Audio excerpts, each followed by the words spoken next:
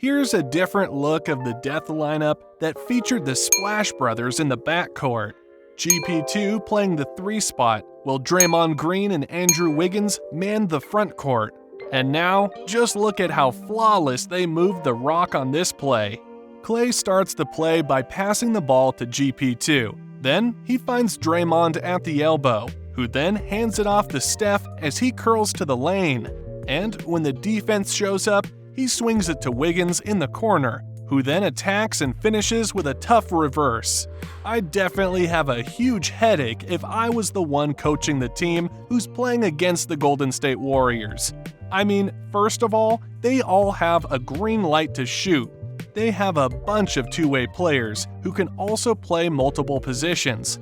They have solid defenders. Plus, they have the greatest shooting duo in NBA history. And even though they don't have a solid big man in their roster, they can run you out of their gym with their blistering pace and outscore you by 100 in a blink of an eye.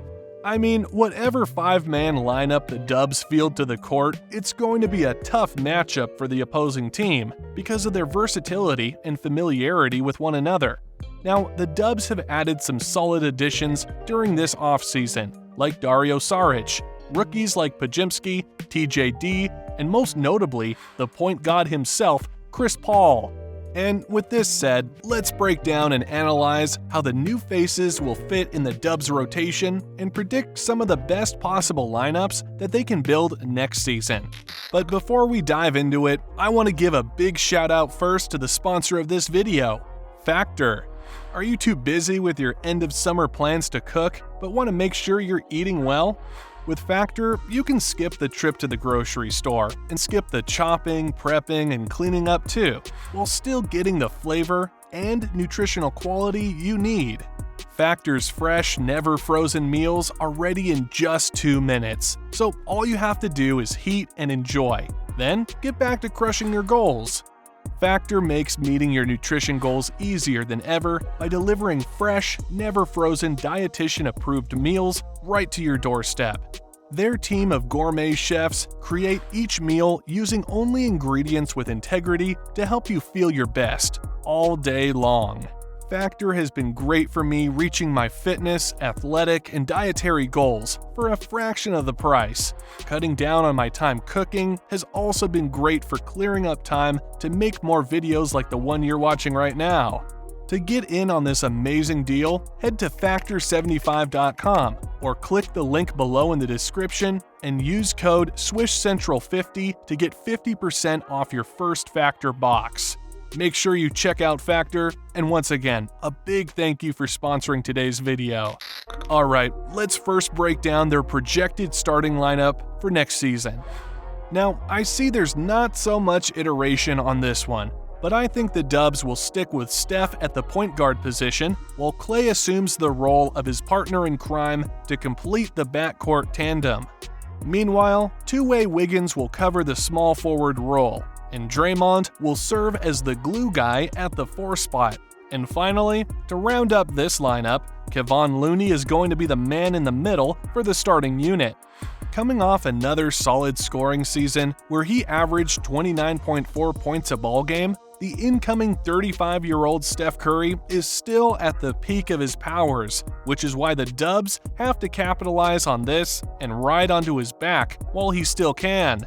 As the primary offensive option for the Dubs, the defense automatically gravitates towards Steph because of his ability to fire shots from almost anywhere around the court, and this allows Steph to break down defenses and find his teammates for easy buckets. I mean, check this out. Here's the starting lineup, with Steph initiating the offense at the top of the key. Draymond sets up a screen to engage a 2-man game, and right off the bat, Draymond's man showed up at the top to prevent Steph from shooting the ball.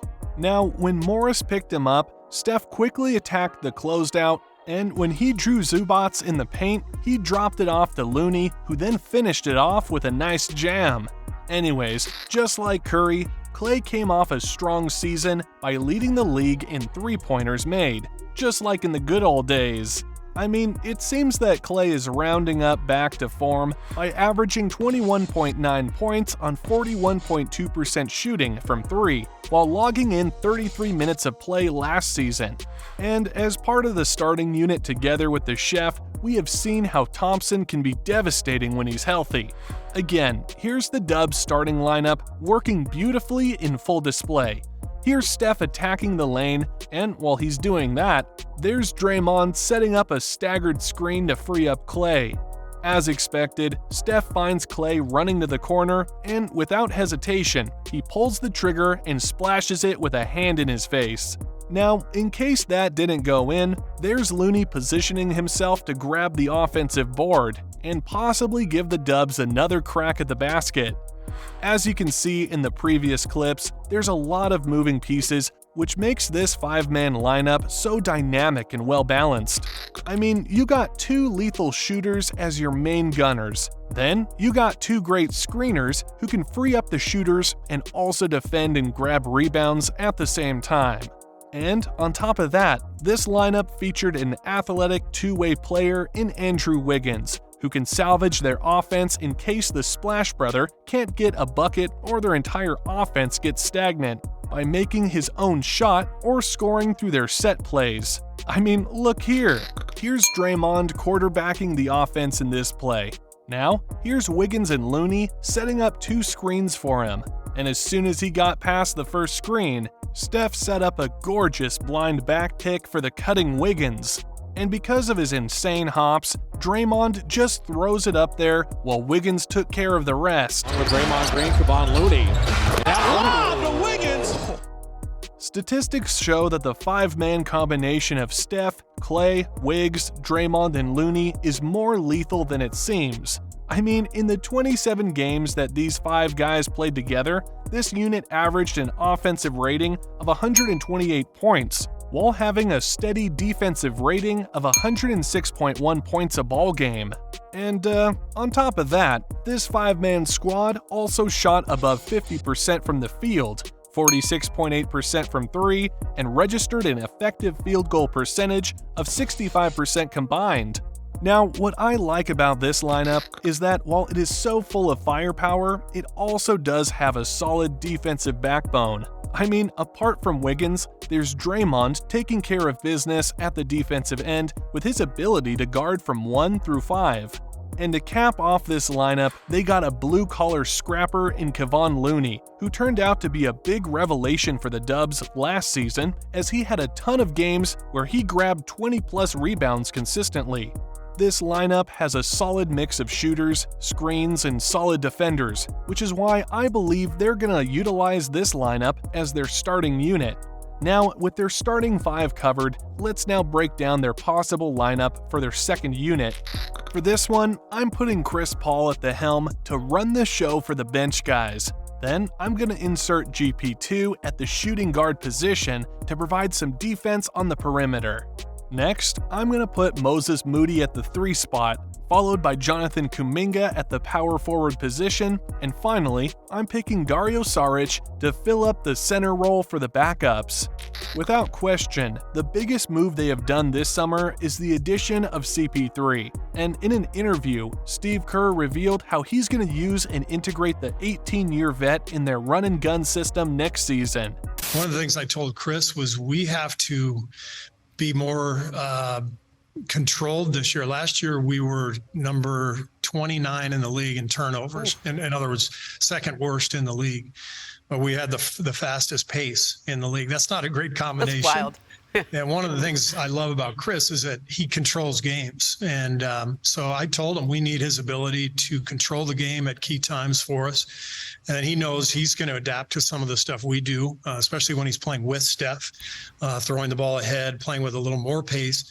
So I kind of like the idea of finding a better balance this year and being more under control, but still being, really lethal offensively. And then, of course, what Chris does in pick and roll and his mid-range game, he always gives you a chance in every possession to get a good shot. And he's one of the great point guards of all time. So we're lucky to have him. We have seen the Dubs fumble the ball in late game situations and make a lot of turnovers last season. and this could be the very reason why they let go of the turnover-prone Jordan Poole in exchange for the more stable CP3. In addition, the Warriors' offense stagnates without Steph on the floor. With this being said, CP3 can take charge of the second unit and sustain their offense, while Steph sits on the bench. Paul controls the game like a puppet on a string. He can manipulate defenses to bend to his will and impose his own tempo onto them. I mean, check this out.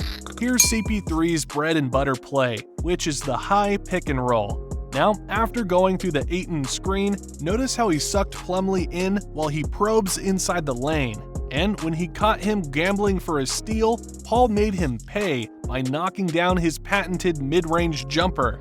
Same thing here. Look at how patient CP3 is on this play. He puts Gordon on his hip, fakes him out of his socks before drilling an easy, uncontested 15-footer.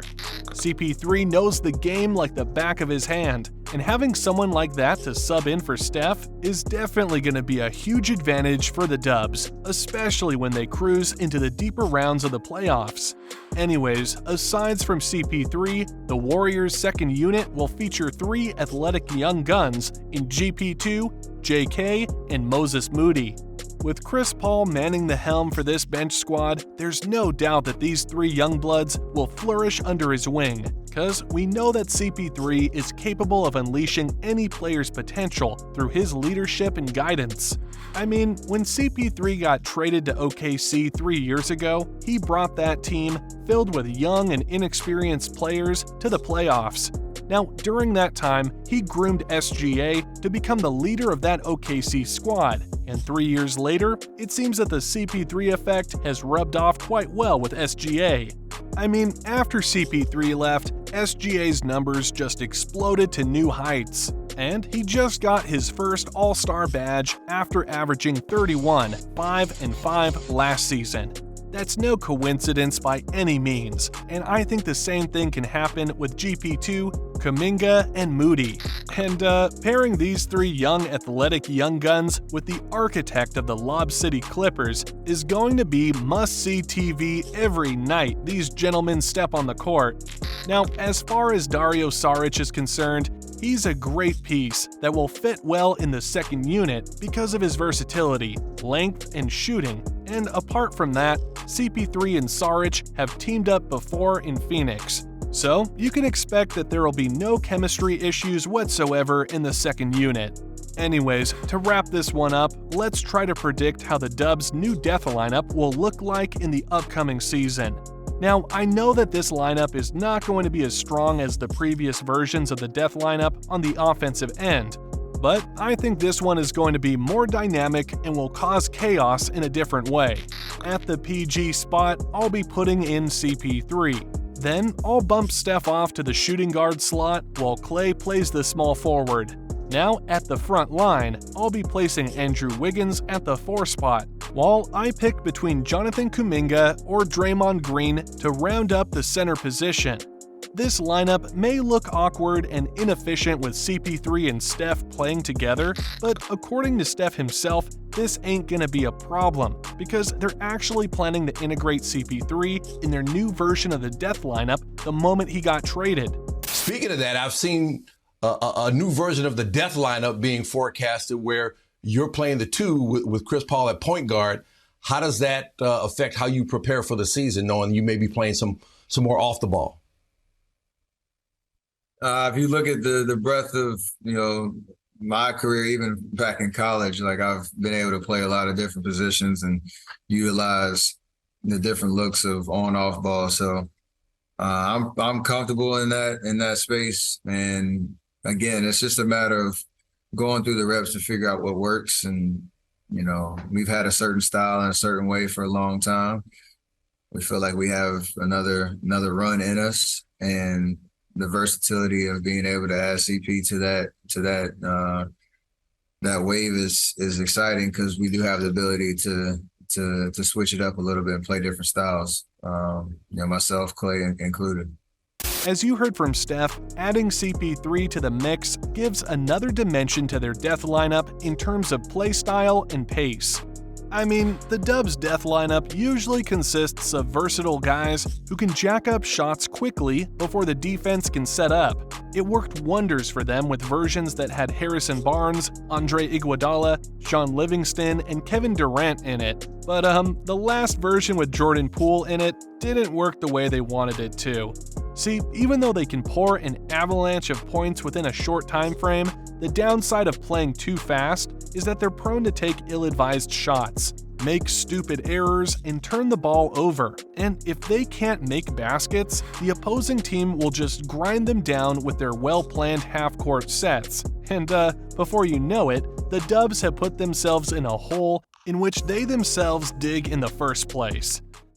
The Dubs' current death lineup is like a Ferrari running at 200 miles tops with no brakes in it. But what if this Ferrari can shift down and cruise at a more controlled pace? This is where CP3 comes into play and gives this death lineup a new dimension. I mean, if the run-and-gun playstyle seems to not work for some reason, the Dubs can let CP3 take over and slow down the tempo a bit to make the defense guess, and at the same time, create easier scoring opportunities while reducing turnovers.